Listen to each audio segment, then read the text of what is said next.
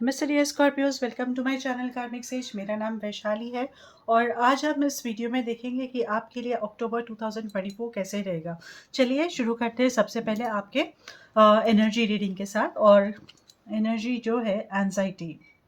Okay, सो या आपकी energy ज़्यादा एंशियस होने वाली है, एंजाइटी के थ्रू द फेस से आप गुजरने वाले हो इस महीने। This is what the card is saying. So you have to have that. आपको कुछ थेरेपीज प्रैक्टिस करनी होंगे, ग्राउंडिंग करना होगा अपने आप को। I will tell you couple of therapies, जैसे कि आपको रोज़ ना एक 5 से 10 मिनट के लिए बेयर फुट, नंगे पाँव, अपने नंगे पाँव कोई बिना चप्पल पहने हुए या क्या कहते हैं, घास के ऊपर। अच्छा, घास के ऊपर चलना है एक 5 से 10 मिनट। और या फिर आप अपने पैरों को कोई गीली मिट्टी में सोख करके रख लो, आराम से बैठ जाओ एक 15-20 मिनट के लिए। और इससे ना आपकी ग्राउंडिंग होगी और एंजाइटी धीरे धीरे कम हो जाएगी। सो आप इससे स्टार्ट कर सकते हो अभी इसी समय से डियर स्कॉर्पियो। अगर थोड़ा भी आपको दिख रहा है कि आप एंशियस फील कर रहे हो, तो आप अगर इसे प्रैक्टिस करोगे तो एंजाइटी ज़्यादा नहीं बढ़ेगी। क्योंकि जब एंजाइटी बढ़ जाएगी तो फिर उसे कंट्रोल करना, उसे कम करना, रिड्यूस करना बहुत मुश्किल हो जाता है। और जब भी आप ऐसे कोई थेरेपीज़ प्रैक्टिस करते हो तो आपका पूरा फ़ोकस, अटेंशन उसी के ऊपर होना चाहिए। वही इंटेंशन आपको सेट करना है कि आप अपने आप को बहुत रिलैक्स कर रहे हो, आप ग्राउंड हो रहे हो, तो वो तभी काम करते हैं। अगर आप बैठ गए यहाँ पर या आप अभी आप उसके ऊपर चल रहे हो और आप कुछ भी गाने वो पहनकर आप फ़ोन पे बात करके, फ़ोन पर बात करते हुए किसी से आप टहल रहे हो घास के ऊपर, या फिर बैठे हो और आप अपना लैपटॉप लेकर आपका काम चालू है, तो इससे ना इससे इससे कुछ ज़्यादा इफ़ेक्ट नहीं होता। क्योंकि आपका इंटेंशन आपको सेट करना है, आपको अपने पूरे एनर्जीज़ उसी के ऊपर लगाना है, ग्राउंडिंग करने के ऊपर लगाना है, तभी वो जाकर काम करता है। ओके, चलिए या अगर आपको ऐसे कुछ टिप्स चाहिए तो आप मुझे मेरे सोशल हैंडल्स पे मैसेज कर सकते हो। राइट। अभी टैरो क्या कहता है? टैरो है कि 10 of pentacles, page of swords and wheel of fortune. Nice.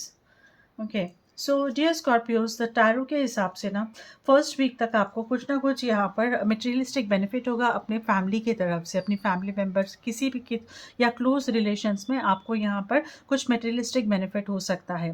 कुछ इनहेरिट कर सकते हो प्रॉपर्टी के हिसाब से, या फिर पैसों के हिसाब से कुछ डिपॉजिट मिल सकता है, या फिर कुछ थोड़ा या बहुत जो भी है ना, आपको कुछ बेनिफिट यहाँ पर आ सकता है फैमिली की तरफ से। उनका कोई सपोर्ट, थोड़े स्कॉर्पियोज को सपोर्ट मिल सकता है फैमिली का अच्छी तरह से, जिससे कि आप और ज़्यादा फोकस करो अपने काम पर। ओके, को काम पर फोकस करने के लिए। और ऐसा भी है कि थोड़े कुछ फैमिलीज़ यहाँ पर कुछ इवेंट में पार्टिसिपेट, फैमिली इवेंट्स में, कल्चरल इवेंट्स में, फैमिली के से रिलेटेड, तो ऐसे किसी इवेंट्स में, सेलिब्रेशंस में आप पार्टिसिपेट कर सकते हो। And in the month of October में जो मेन एनर्जी है यहाँ पर पेज ऑफ स्वर्ड्स है। Okay, so page of swords energy is going to make you ambitious. आप अपने काम पे ज़्यादा फोकस करने हो, आप अपने एम्बिशन सेट करोगे, गोल सेट करोगे। आप गोल नहीं, मतलब अपने टास्क आप लिस्ट आउट करते रहोगे और उसे अचीव करने की कोशिश करोगे। सो this is what I am seeing you in the month of अक्टूबर। आप टास्क ओरिएंटेड रहोगे dear Scorpios. Now at the same time, few of the Scorpios, थोड़े Scorpios ना कुछ किसी की गॉसिपिंग में भी आप इन्वॉल्व हो सकते हो, जो आपको आगे जाके प्रॉब्लम क्रिएट करेगा। सो ये आपको बहुत केयरफुल रहना है। आप जो बात करो, किसी के भी बारे में बात करो, किसी के भी बारे में दूसरों के सामने जाकर किसी और के बारे में बात मत करो। और एट द सेम टाइम कुछ भी आप जो बात कर रहे हो ना, आपके वर्ड्स बहुत ही वैल्यूएबल है, प्लीज़ अंडरस्टैंड। तो यहाँ पर स्लिप ऑफ टंग हो सकता है, जिसकी वजह से कुछ प्रॉब्लम्स क्रिएट हो सकते हैं, आपकी पर्सनैलिटी इफेक्ट हो सकती है। राइट। तो बेकार में न्यूसेंस हो सकता है। So this is what I am seeing in the month of October. So you need to be careful dear Scorpios, कि आप अपनी बातचीत ना तोल मोल कर, मतलब बिल्कुल बैलेंस्ड उसमें आप रहकर आप सोच कर ही बात करिए किसी से भी।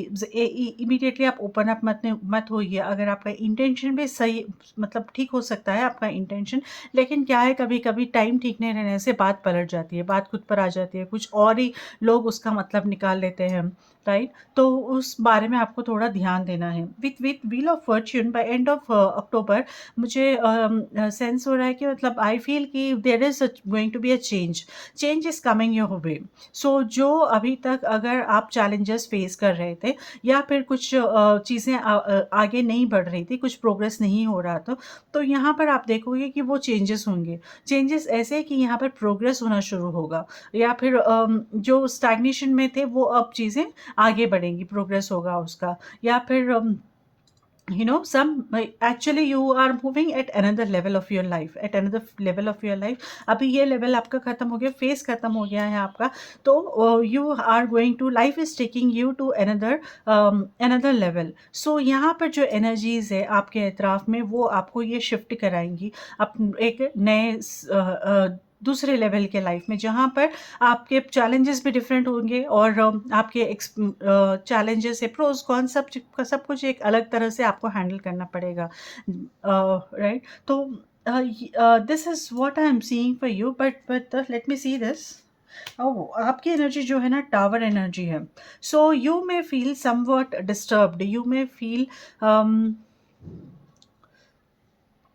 can I say, आप you may feel somewhat lost, you may also have some tremors here।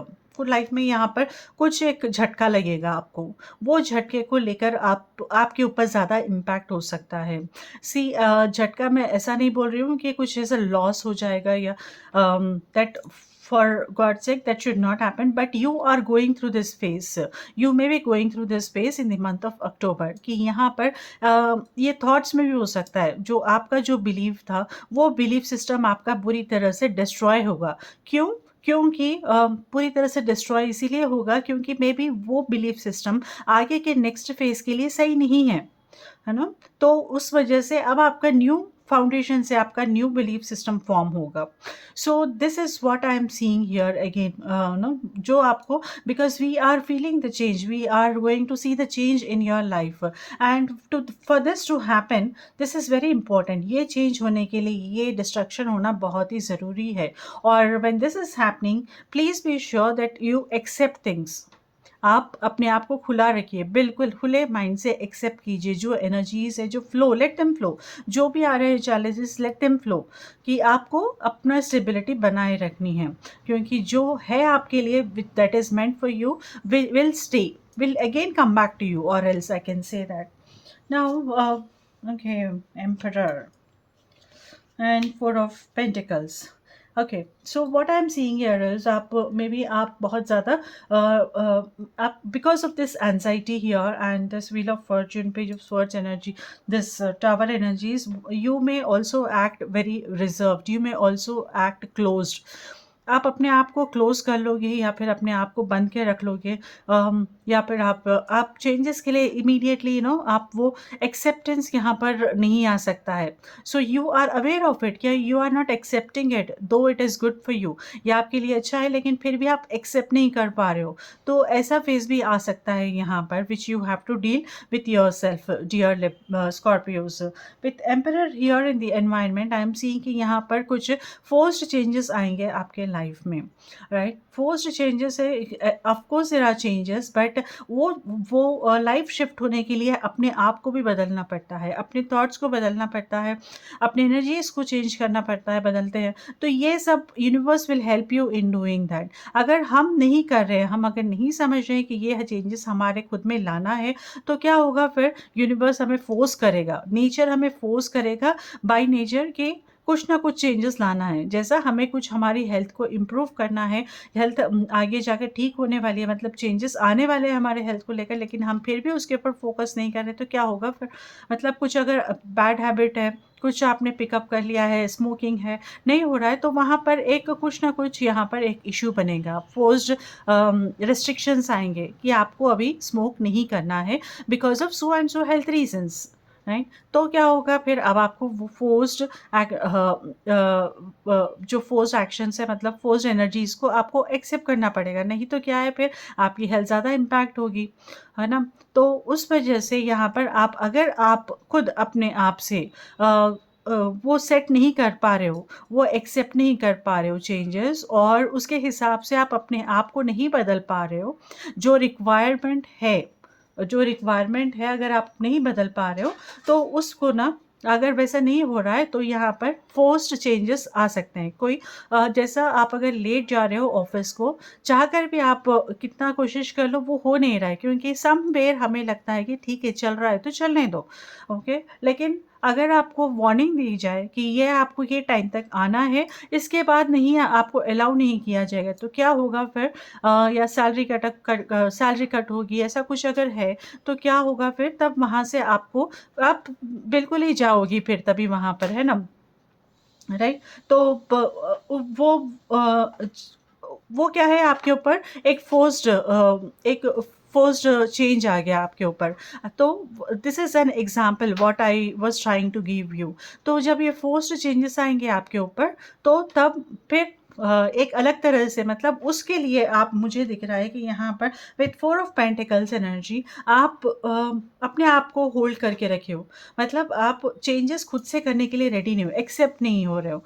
So if you don't want this to happen, you have to accept this, and then तभी जाकर when you become ambitious के साथ साथ goal oriented और changes, you have to adapt yourself to the changing environment। अगर कर सको, अपने आप को बदल सको, अपने नेचर को, अपने अपने पर्सनालिटी को, तब जाकर you will see the changes happening in your life। So this is so much interlinked here for you, dear Scorpios, and actually the good thing is ये सब आपके ही हाथ में है।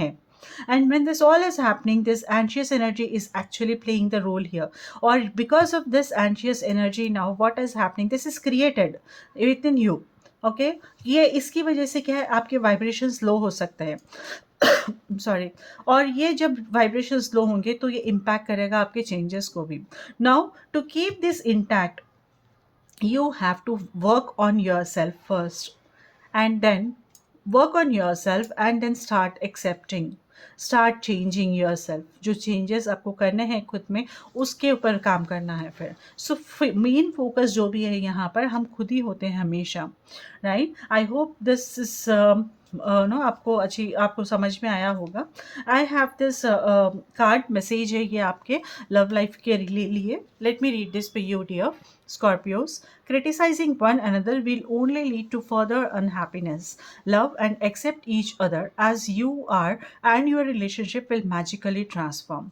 See, this is so clearly written कि we have to accept each other। हम बात कर रहे थे यहाँ पर, मैं एग्जाम्पल्स दे रही थी आपको, आपके फाइनेंशियल, आपके करियर लाइफ को रिलेटेड, है ना?